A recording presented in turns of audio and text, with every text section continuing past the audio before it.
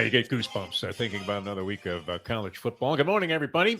Great to be with you on this edition of the Morning Briefing. I'm Jeff DeForest, along with young Henry Markin, who's been really just dedicated to this program, getting up real early in the morning out in California to get this thing done, and a magnificent and very very influential participant here on the show so far. Getting some good steam, Henry, here on the East Coast from my buddy saying, "Hey, I like that Henry kid," which is highly complimentary from the kind of people that I hang out with, Oh who yeah. are very reluctant to go ahead and shout bouquets about virtually anybody.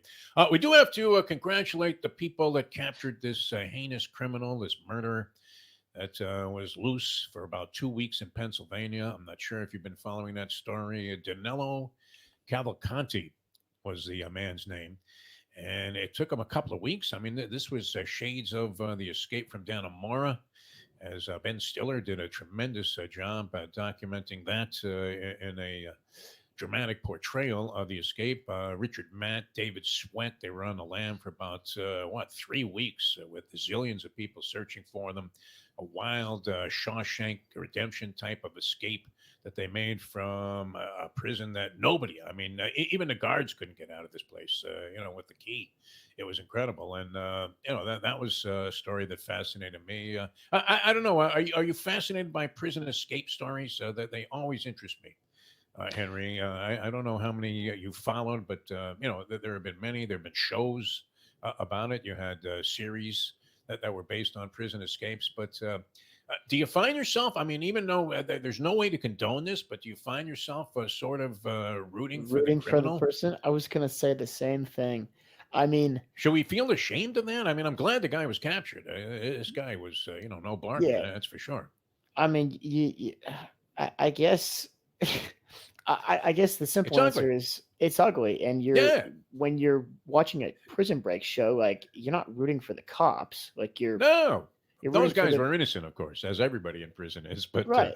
Yeah. yeah, I wasn't particularly rooting for this guy, but it is fascinating to see them elude the law, like Fran Tarkenton dodging a pass rush back in the day with the Minnesota Vikings, where he'd run like 50 yards backwards, circle yeah. around, do a couple of pirouettes. I think it's like a quiet, like, like a 2 weeks. Okay. Fuck. Yeah. Nice.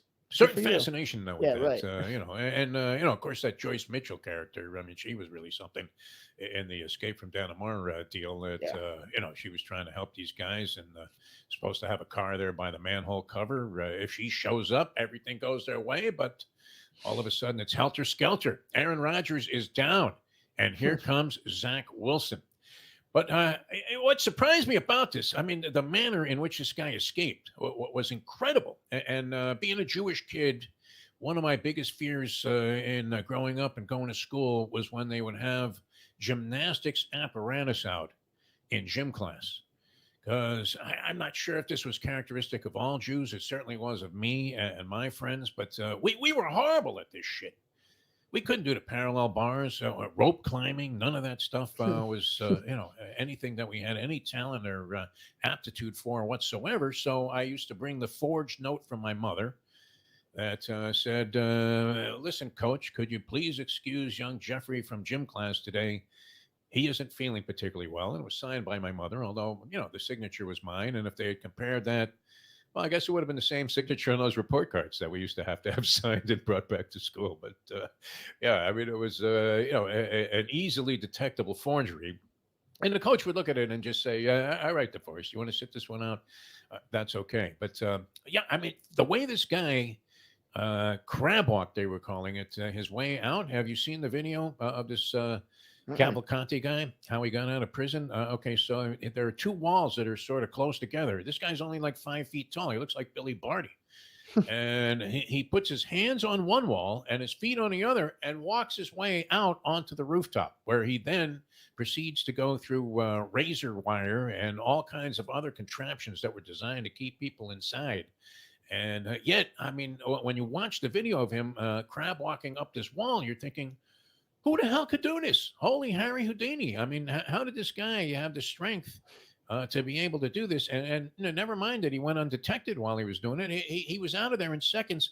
How is that not the highlight play, the number one play on the ESPN Sports Center plays of the day? Mitch Gaylord couldn't do this, right? You could go to any gymnast, that guy that was on the rings from Japan in, what was that, the 1972 games where he has a broken leg and he's doing the Iron Cross. And finally, you realize, oh, shit, this guy's got a dismount in this spot. And it's going to be painful. It was like watching Carrie Strug. But how this guy wasn't the number one play on SportsCenter, the way that he walked out of this thing, incredible. And then he dodged the cops for a couple of weeks. So thank goodness he is back behind bars. He made the Anglin brothers escape from Alcatraz look like it was amateur night. I mean, this was a pretty amazing stunt that this guy pulled. And let's hope they put him in a little bit more of a safer place. I was gonna say they yeah. can't just put him back in the same spot, right? You gotta change it up so that he's not gonna do the exact same thing, right? Yeah, I put him right next door to El Chapo. I think in that place where it's like Nick Cage in Face Off. Your Yeah, chances right. of getting out of there impossible. All right, I'm reading a story today about Alex Rodriguez. I understand with pop culture the fascination with Alex Rodriguez. He's a good-looking guy. He actually, some people would say that have had more direct contact with him than I have. My son was with a girl, one of his girlfriends, when he was just out of college, worked for A Rod's company here. He has a real estate company in South Florida, and he couldn't have treated the people any better. A lot of people do like this guy. And yet, it's hard to get by. I don't know that you have to be a baseball purist. I'm not sure what your feeling is about the steroid era in Major League Baseball. You kind of grew up with that as the norm, Mhm. did you not, Henry? I mean, me being old school, going back to, yeah, is that Bernie Tebbets out there? Yeah, I see him. I was watching Duke Snyder when he was young. So, we didn't know anything of steroids and cheating and, the way that the numbers unfortunately became bastardized in Major League Baseball and literally rendered years of history completely meaningless. But I mean, there are people. I'm not sure if your generation is more of the belief. It seems that younger people I talk to go, well, everybody was doing it. Not that that makes it okay, but you should take that in consideration. That was just what was going on at the time, and maybe allow a little bit of leeway in terms of Hall of Fame consideration and judging ball players' accomplishments to say, well, this was far from uncommon, as evidenced by the fact that in this particular story, A-Rod, who was going to some clinic in Hialeah, which I don't know if you're familiar with Hialeah, but it's a kind of place where you can get some kind of surgery done by an unlicensed doctor from Guam, and right next door buy a suit at a duplex. So sort of a shady area of Right. the Yeah. country, you would Of have to course. say, and yet it has an illustrious history in sport. Of course, with Hialeah Racetrack, one of my favorite places to visit, and probably I would say when I got to Florida, that might have been the first place that I went. That and Hialeah.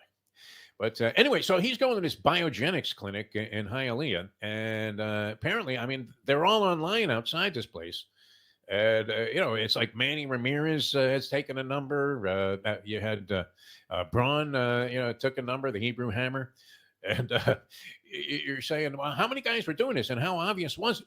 And yet, I mean, ESPN's fascination with hiring guys that were either complete frauds or just scam artists, failures, is amazing to me. How does this guy have a platform? I'm thinking, A-Rod, his next thing that he says that's interesting will be the first thing he said that was interesting as a commentator.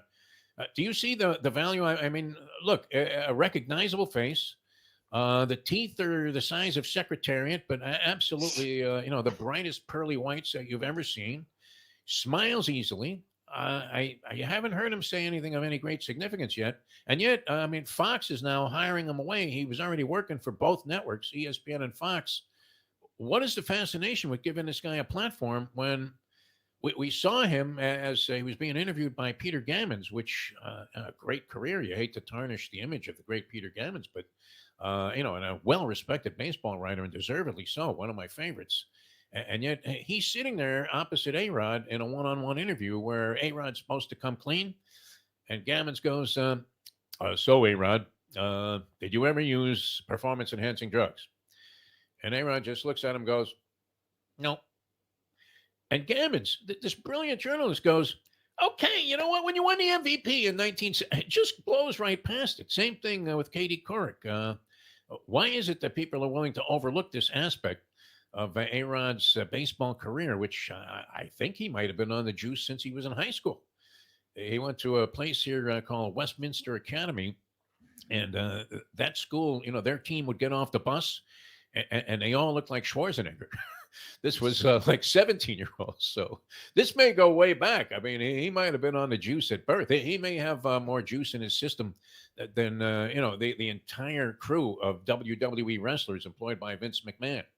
McMahon had to get one of those in there, right? You Right. think when people show up at Vince's house, they knock on the door, and when he opens it, they go, McMahon! Because that's always the first thing. And just a tip: if you're ever, doing any kind of post game interview, never let the player grab the mic. Once they have the microphone, you're finished. You're It done. only Yeah. works in professional wrestling. Yeah, I mean, you'll see Jim Gray like wrestling with a guy as Mike Tyson is trying to grab the microphone to get off a series of expletives that would, maybe be edited on no filter. And but if you let go of the microphone, whoosh, dead meat. I made that mistake one time, and that was it. I mean, pretty much the gig was over after that. But yeah, how they give this guy a platform when just as outright of a cheat, and then it turns out he was a rat too. Which certain people out there would think that this was the most heinous crime that you could ever commit. Just being a rat for sure. Hey, we don't want to have no rats here. So he was the guy that told the feds about Ryan Braun and Manny Ramirez and whoever else was involved in this thing. It turned out he was spending thousands of dollars every month on this stuff that what was being created there by Anthony Bosch, who made Victor Conti look like he was a lightweight when it came to distributing drugs that were performance enhancing to the many players in Major League Baseball. It's always weird, too, when you see some skinny guy getting busted for steroids. There was a pitcher here with the Marlins and then went on to other teams. And a guy named Felix Heredia. He weighed like 140 pounds. He was 6'2". And you're thinking, how could this guy possibly have been on the juice? Yet, I don't know. I mean, does this make sense to you? Mike Tannenbaum, barrier of a couple of like Yes. literally, like Yes. he buried two franchises in the NFL, and they're going, "Hey, Mike, what do you think about the move that the Chargers just made?" You're like, "What would this guy know about that? Nothing." Right. And A-Rod, it just seems like you could find a more credible guy to pop up there as your number one baseball analyst, and yet they fawn all over themselves to get this guy under contract. Speaking of drugs, just sort of a side thing. I don't know. I'm sort of trashing people today here on the show. Does it seem like I'm in a negative mood, Henry? Maybe I needed to, calm down a little bit, get another Oh, cup of you seem coffee. okay. You seem okay. I mean, between rooting for a prisoner that escaped to bashing the hell out of A-Rod for 20 minutes, I think we're right on. I think we're right We're on on track. schedule. We're on track. Yeah.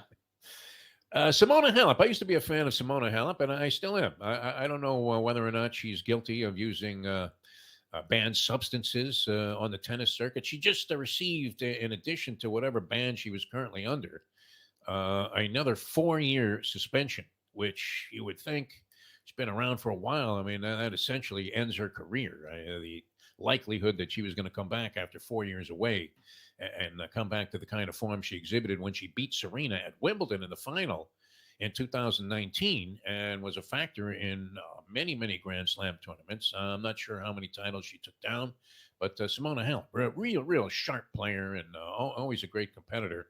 But apparently, I don't know. I mean, is it definite that she's guilty of these things? And is there possibly some valid explanation? I mean, not the kind of thing you would get from Canelo Alvarez, where he says, "Yeah, I had a taco there on Figueroa Boulevard, and that was it, man. It was laced with some kind of meat that triggered a positive drug test." A little far fetched. But in Halep's case, I don't know that anything has been proven yet. I guess that they had any number of samples, but leave it to Serena Williams, Henry, to immediately, and this is right out of the whole concept of "I spit on your grave." Like Halibut, nothing has been proven. She's appealing, and what does Serena come out with right away on Instagram? And people, zillions of people are like, "Yeah, Serena, you're right. That they should strip her like it was the World Boxing Council of her championship at Wimbledon, and award the championship to Serena Williams, who would then have eight." And Serena's the content of her Instagram post was that eight would be a nice number. Like, just hand me the fucking trophy. And I'm thinking, come on, Serena. I mean, this is a woman who was berating, these poor volunteer people that were making line calls and officials. I think she sent Naomi Osaka permanently into psychiatric therapy after the way she reacted to losing in the U.S. Open when she lost to Osaka. And Osaka was never the same. Saw a recent interview with her on the U.S. Open coverage, and still you're wondering. I mean, is this woman completely stable? She said she found herself again. That was all sort of brought on by Serena Williams and the outrageously ugly treatment where she turned the whole crowd against this poor girl who was like 19 years old and was just coming into her own as a tennis player, and it ended up fairly accomplished. If she never played again, she did win four slams, Naomi Osaka.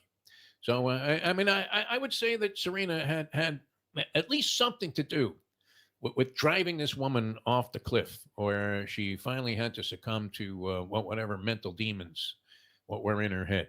I disagree. I think one thing about tennis and Yeah, golf specifically is those are the most independent sports probably out there on any yeah, field, and you really don't have any teammates you can not just like blame, but sort of vent to and relate with. Like, I mean, football, you got 11 guys, you're going to war with. I would yeah. say you're probably the most mentally stable on a football team because you got 11 guys, 53-man roster that you can, kind of count on to pick you up. Tennis, I mean, you don't even have a caddy. Your coach is in the Well, no, they have stands. their team though. I mean, they'll have like half a dozen coaches now. It seems Sure, like they but have their like hitting partners. They have a whole traveling entourage.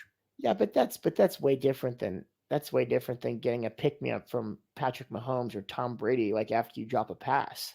Yeah, Like if like that's possible. Yeah, they're like it usually very, as self-critical as any athlete. So right, almost to the yeah. point of being, I mean, look, you see a lot of psychotic behavior exhibited even by the greats. Novak Djokovic will start screaming at his box in Serbian, and you're waiting. Do they have an interpreter there? I don't know what he's saying, but it doesn't sound like he's very happy.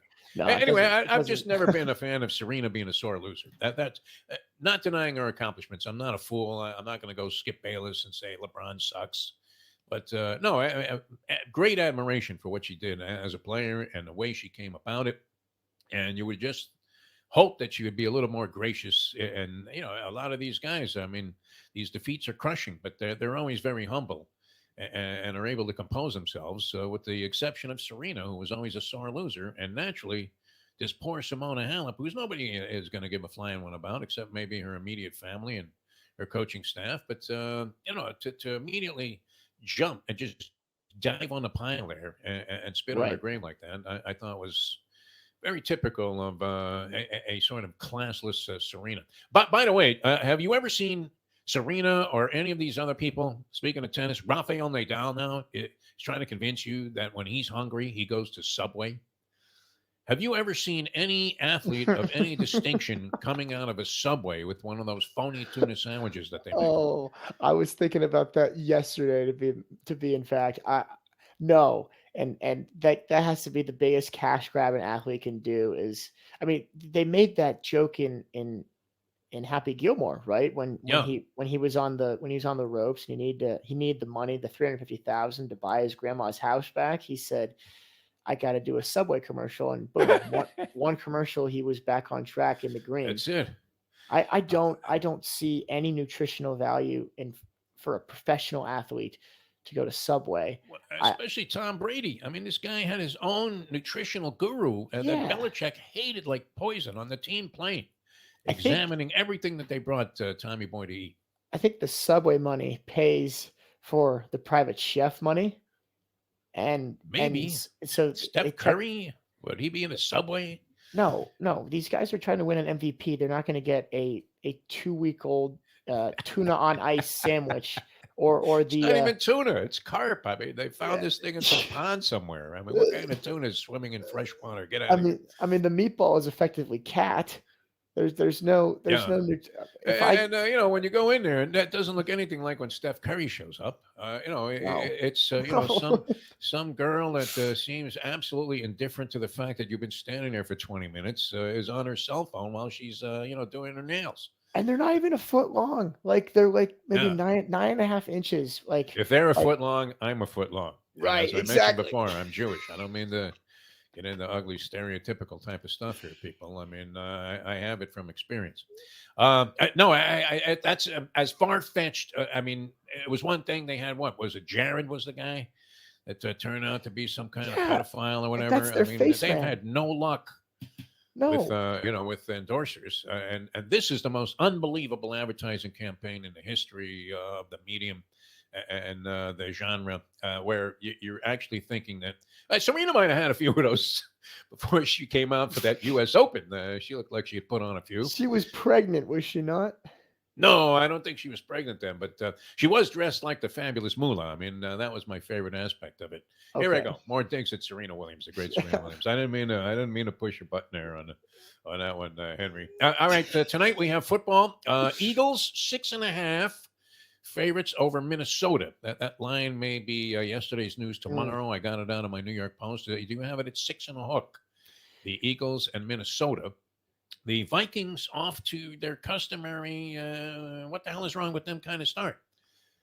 I don't know that anybody anticipated that they were going to be great this year. And there's always debate about Kirk Cousins. Is Kirk Cousins just a pumped up version of Bubby Brister? Is he a viable quarterback? Can you win championships with this guy? You hear this debated on sports talk shows all the time. I don't know why his name would be so prominent in football conversations. There's just wild debate about whether Kirk Cousins is any good. I don't know. What do you think? Is Kirk Cousins any good? He's okay. He's okay, but I mean, as you said, we put him on this pedestal for God knows why. He got his own Netflix show next to Patrick Mahomes, and everyone is going gaga over the guy. Yeah. He's just fine. I actually am placing my survivor pick bet on the Eagles tonight. Oh Are wow. you You're familiar using with the this? Eagles tonight in Yes. a tough spot. Well, I is it that tough? They're at home. They're at But home, and it's a night game. Kirk yeah, Cousins has diarrhea run down his leg every time he plays when the sun goes down. yeah. I feel like it's a no-brainer. 6 and a hook. And all the other games, I am You don't not. have to. Do you have to factor in the spread in your survivor pool, or is it just No, straight up it's winners? just Okay, straight up win, but you can't use the same team twice. I right. am not taking the Bills against the Raiders. That is a trap game. I think No, that one I wouldn't every, trust the Bills. everyone is going to look at the Bills like it's a bounce Yeah. back game. No, I think I think we're on deck for a catastrophic season in Buffalo. I bet you the Raiders fucking beat the Bills in Buffalo. The Bills may be a team that sends a lot of people into therapy this year, much in the same sense that you're married for a while and hasn't gone well since the beginning, and you Right. decide to go seek out some therapy. And my experience with that, I mean, not to negate Let's hear the it. people that have benefited from it, but my Sure. experience with it was that you would be in a worse fight leaving the therapist than you ever experienced that led you to go there in the first place. To the point where, like, I mean, it's possible to get hit in the head with a cell phone. And that was back in the days when, like, a cell phone was a brick, like they had on Miami Right. Vice. Hey, Crockett, go get this guy. You're like, who can even lift that phone? That's a It was brick. incredible. That's And, brain trauma. That's yeah, amazing. it always worked in reverse for me. It really did. But yeah, I mean, Cousins in Minnesota, that they will send you into that same kind of fit that you might have with the Buffalo Bills this year. Who, I mean, was that loss to the Jets not more of an indication? I know you want to anoint Zach Wilson as a I second do. coming of Joe Willie, which is I fine, do. and I hope you're right. But I mean, what was that not one of those indicators that maybe all of this baloney that was circulating about the Buffalo Bills that we tend to shrug our shoulders? Yeah, that's just stuff that's been swirling around in the media about Stephon Diggs and Josh Allen. Maybe that there was some validity to it because they could be a team that does just absolutely abysmally bad this year, just based on that one game. I don't know. They're going to have to change a lot of things to get better this week and Well, beat Las Vegas. the thing about the Bills is you talking about they got to change a lot. didn't change at all this offseason. I mean, this the same roster, if not worse. They didn't have a run game last year. That was a Yeah. big part of why their offense was so easy to corner. It looks like that their run game actually got worse. And now Josh Allen is who's usually never running for his life, Yeah. trying to get yards until like week 8. He was doing that week 1. He wasn't sliding. He's not going to make it to week 8. No, no, he's going to look like Woody Allen by week 8 if Oh he's playing boy. like this. It's pretty ugly. Yeah. Anyway, so we have the Eagles. You're sort of guaranteeing a victory tonight with the Philadelphia Eagles. Eagles. Guaranteeing. Jalen Hurts was okay in the first week. They were up 16-0 on the New England Patriots. The final was 25-20. Patriots come back. Mac Jones had a lot of yards, Mhm. although he threw over 50 passes in the game. And yeah, what was he? He was 35 for 54, 316 yards. They closed the gap at the end. I believe the Patriots might have scored the last 10 points to go from like 25-10 to 25-20. An indication that the teams like Philadelphia that had lost the Super Bowl we mentioned were 4-19 against the spread in the first week of the ensuing season. So there was a trend there where the team that was coming out of a Super Bowl defeat did not really get off the mark quickly in the following year. Um, I tend to agree with you. I don't like Minnesota for some reason. I Mhm. root against them in every game. I just they've been such a bitter disappointment. Anytime I've been forced to back them for one reason or another, I always come up short. Yeah. Uh, yeah. So and I would think Philly at home at night coming back. Everybody wants to see, do they have the stuff to come back and maybe rightfully win a Super Bowl that it looked like Mhm. they were well in a position to do. It appeared they had the superior team, both sides of the ball against the Kansas City Chiefs, Mahomes notwithstanding. And Hertz has a really big game, except for one big mistake. One fumble. That was all it Yeah, did it.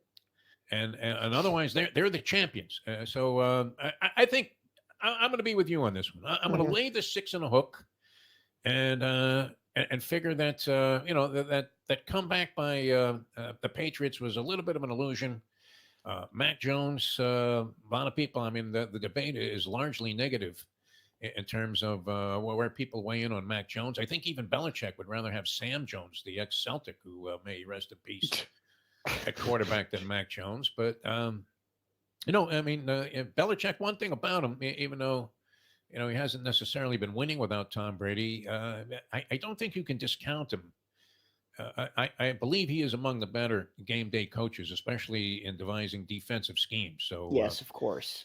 So maybe that was partly in play, and Philadelphia has a field day tonight against a Minnesota team that is always a bunch of underachieving dogs. I So hope I'm so. with you on that. The college scene, we have a game tonight involving the University of Miami off to a very illustrious 2-0 start. There was a lot of question about Mario Cristobal, who came in as the coach from Oregon, had a lousy year last year. It showed an aptitude that was at a level you could have never anticipated if you were witness to 2 great decades of dominance by the Hurricane football team. But that was, Henry, a long time ago. And we've been through a series of schmenk coaches and situations and people that were trying to figure out what was wrong with the football program. They haven't been able to get it back on track. Much like I don't know. Would you say USC is back? They haven't won any championships. When I lived in California, USC was invincible. And then for some reason, even with all of those great high school recruits that you can pluck from the LA area, where high school football is what?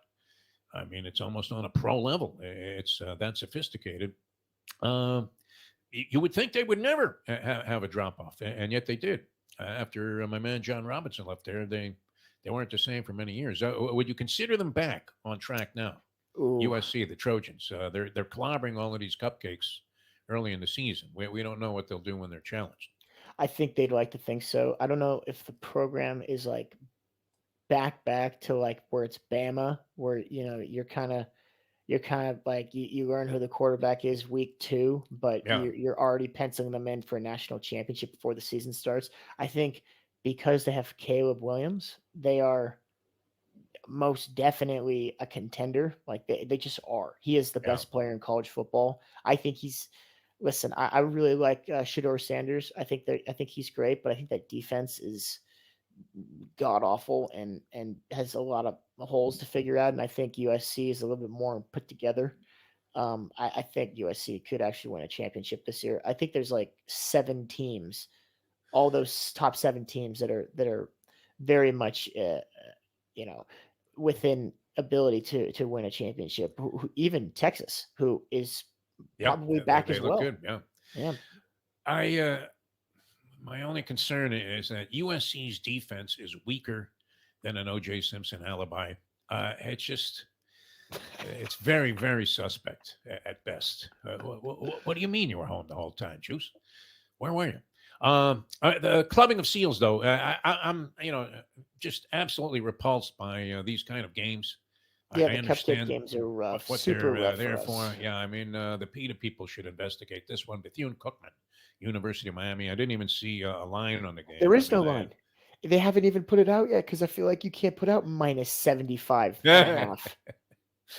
yeah, you just have to wonder if Cristobal is evil enough to press those buttons, thinking that score differential might someday make a difference in whether or not he makes it into the college football playoffs. So Georgia, FSU, Bama, Notre Dame, Michigan, all blowout opposition on the Mhm. table for them this week. So as you were saying, Henry, maybe the worst week of college football in terms of marquee matchups. There's And not then a ranked finally, matchup. yeah, There's nothing ranked. We don't have one ranked matchup this weekend. It's fucking yeah, bullshit. yeah. But you'll still be betting your money, which is great. Oh, of course, So, absolutely. take the points every Yeah. game. Just take the points and hope for the best. This Mel Tucker thing, I just wanted to make a comment on that because it's a bizarre story. I guess has he actually been fired yet? Mel Tucker, Michigan State coach, under investigation, which he says we've heard this term quite a bit tossed around in political circles. Is sort of a witch hunt.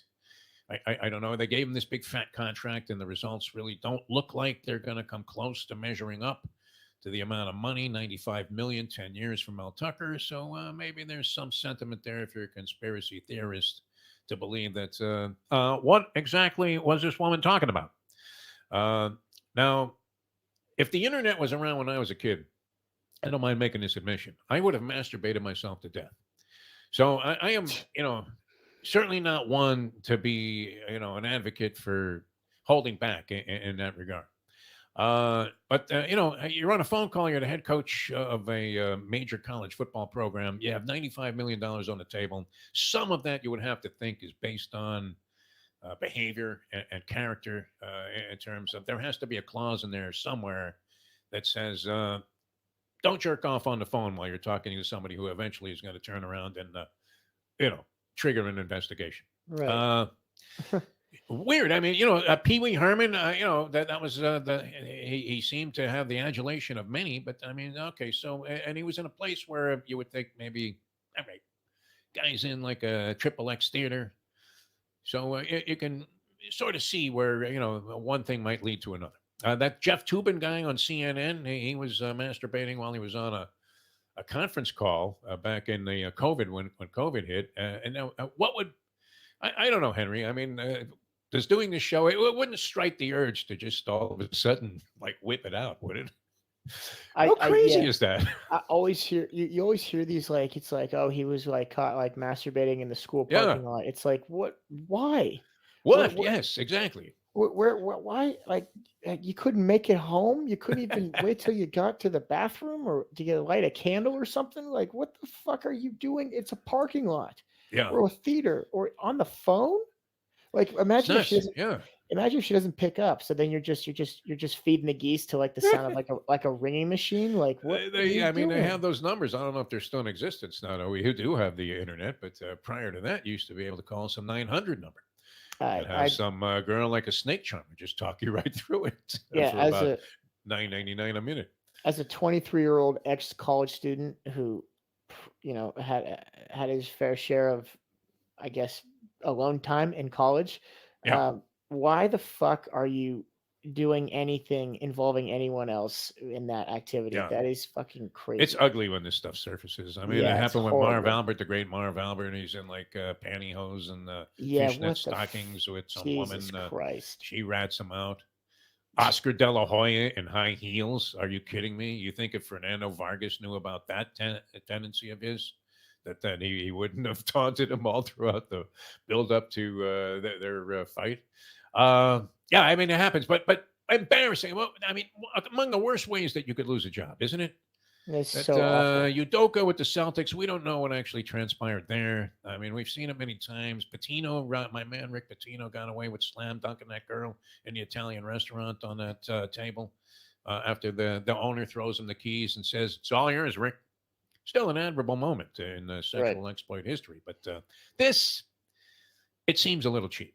That's all, and I'm not sure what the outcome will be, but it does seem odd the timing of the whole thing, and that the woman would have, not just have hung up. No, would that not have been the easy solution to it all? I would think so. All right, so you're going Philadelphia tonight. I'm going to lay the 6.5 with Philadelphia. We will have some selections for you tomorrow from expert handicappers here on the program. So All right.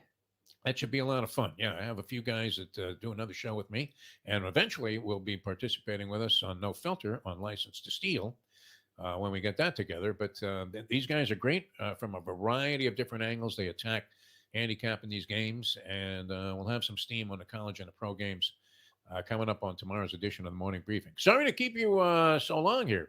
We just got to yakking and that was it, Henry. Are you game for tomorrow? You're ready to come back, and I would imagine your fans will see you what on No Filter later on today. Oh, I'm game. I mean, if you got a professional handicapper coming on tomorrow, holy shit! Maybe I'll just shut up and I'll just Oh hit no, the. it doesn't mean they're always right. No, I don't think Oh. they're going to come on this show, but we'll have their selections. Oh, gotcha. Yeah, Okay. Well, yeah. that's still pretty good. It's I more mean, than look, I if a can guy provide. hits 60%, he's doing well. High 50s is enough to make you a winner if you are capable of grinding it out and you're not inclined to go crazy, which with this new in-game betting and all of the different options that there are, I don't know. Is anybody playing it straight anymore? Seems pretty pedestrian. All right, we'll see you next time. We'll see you tomorrow. Glad you guys could join us here for today's edition. For Henry Markin, I'm Jeff DeForest of the Morning Briefing.